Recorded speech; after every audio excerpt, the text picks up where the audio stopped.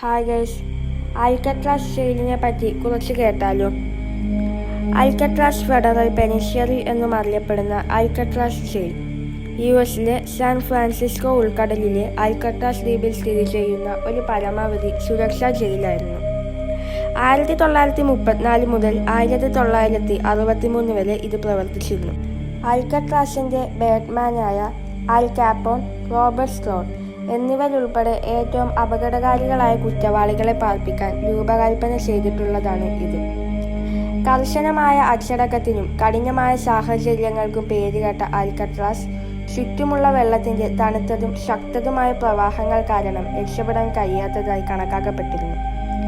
ഉയർന്ന പ്രവർത്തന ചെലവുകളും അടിസ്ഥാന സൗകര്യങ്ങളുടെ തകർച്ചയും കാരണം 1963 ജയിൽ അടച്ചു.